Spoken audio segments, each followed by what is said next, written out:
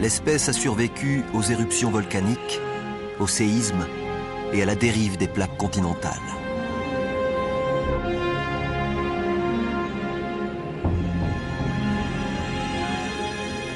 Les dinosaures ont prospéré durant 165 millions d'années.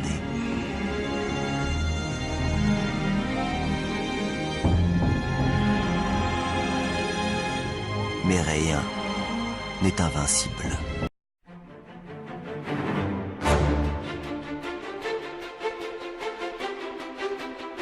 Bonjour et bienvenue sur cette théorie. Cet épisode va parler, comme le dit le titre, de dinosaures. La plus importante extinction que notre monde ait connue est celle de nos amis dinos, passés il y a 200 millions d'années. À partir de là, plusieurs hypothèses ont été mises. La première hypothèse est celle de volcans rentrant en éruption et relâchant des gaz toxiques asphyxiant les dinosaures. Cette méthode me rappelle d'ailleurs vaguement quelqu'un.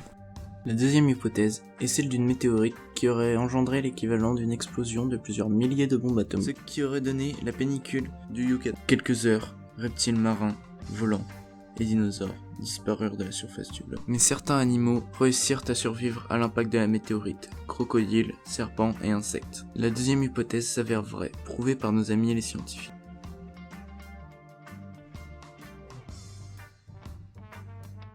Un groupe de chercheurs australiens évoquait une théorie selon laquelle les dinosaures seraient toujours en vie. Toute particule vivrait dans notre monde jusqu'à une catastrophe et ensuite changerait de monde. Oui, ils vont très loin. Mais attendez, je vous garde le meilleur pour la fin. Donc, d'après cette théorie, les particules qui forment les dinosaures se trouveraient dans un monde parallèle. Dans ces mondes parallèles, on trouverait toutes les espèces disparues de notre galaxie. Au moment de la météorite, les particules des dinosaures auraient changé de monde, voyant qu'elles ne pouvaient plus vivre nulle part sur Terre. Oui, mais alors, pourquoi ne sont-elles pas revenues sur Terre après la catastrophe? Leur serait-ce impossible?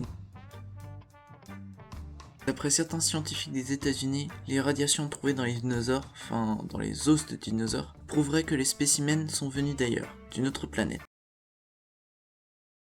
C'est toujours pas la pire des théories. D'après cette théorie, les dinosaures n'étaient que des cobayes, observés par les extraterrestres, des cobayes déposés sur la Terre. Mais à cause de l'apparition des premiers animaux, les extraterrestres ont décidé de retirer leurs cobayes, jugeant trop dangereux leur expérience, maintenant que des espèces locales étaient apparues. Il n'y aurait eu ni météorite, ni volcan. Cela expliquerait la survie de certaines espèces, car il n'y aurait eu aucune catastrophe. Les dinos auraient été retirés de la planète, laissant les ossements comme trace de passage sur Terre.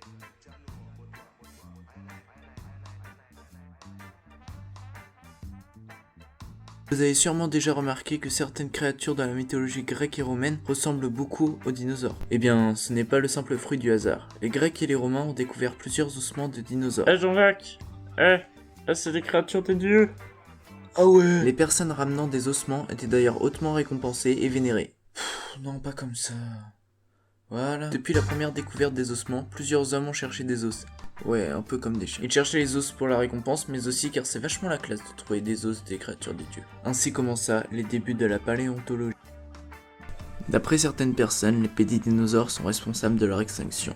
Oui, il y a vraiment des gens qui croient en cette théorie. Je vous avais dit que je vous gardais le meilleur pour la fin. Sachant que les dinosaures ont vécu plusieurs millions d'années, ils auraient dû relâcher plus de 1000 pets chacun par jour pour pouvoir s'asphyxier. Autant dire que cette théorie est complètement improbable. Merci d'avoir regardé ma vidéo, tu peux laisser un pouce bleu et t'abonner en cliquant juste ici.